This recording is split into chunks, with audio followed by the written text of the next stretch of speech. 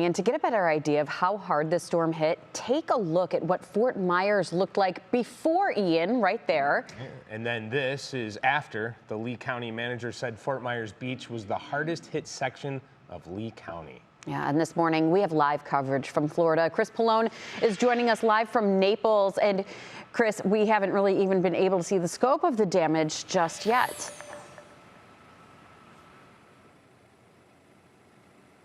Yeah, Maureen, that's absolutely right. And this morning, as we wake up here in Naples, we find that there are more than 2 million people in Florida without power. NBC News has confirmed there are at least a dozen storm-related deaths. And as you said, people here are still in awe of the scope of the damage. With Ian finally out of Florida, the intensely destructive storm is now taking aim at the Carolinas. Friday is not going to be a pretty day in the Low Country. People in coastal areas taking the storm seriously after seeing what happened in Florida. We went and got some extra things like water, bread. Grocery stores are selling out of everything really quick. After blasting the beach towns of the Southwest, Ian dumped rain for hours over central Florida. Firefighters evacuated an Orlando nursing home Thursday after floodwaters rushed in. The first daylight Thursday gave state officials a true scope of the destruction. Some of the damage was, almost indescribable. In Placida, storm chasers captured the destruction wrought by Ian's eye wall. In Fort Myers and Naples, entire neighborhoods were wiped out by storm surge and 150-mile-per-hour winds. Rescue teams went into the water to save people left stranded. Our staff, police, fire, public works, parks got out there and made close to about 200 water rescues.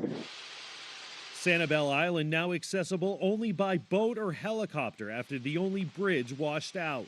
The search and rescue teams are on the island going door to those areas that they can get to right now, trying to help those individuals. It's a race against time to save lives.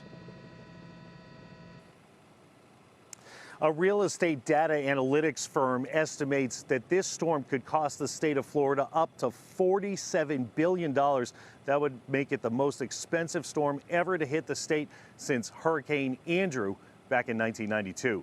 Maureen? Right, Chris, especially when you start to see those roads that buckled and everything else. But what damage are you seeing on the ground this morning in Naples?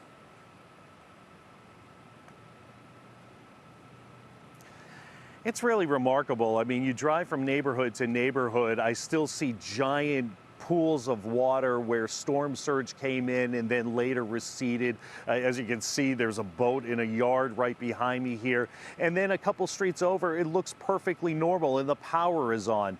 It's just one of those quirks of nature that from here all the way up through Fort Myers and northward, you have streets that are absolutely destroyed, and then you have a couple streets over, things are just fine. It's a really, really remarkable scene down here, and it was a trail of destruction all the way through the state of Florida when you had flooding in the central part, storm surge now back up in Jacksonville. Just a really, really huge scope on this storm. Wow. And you know there's going to be stories of those neighbors who are a little bit luckier helping the ones who are a little bit unlucky. So, Chris, thank you so much for that live look.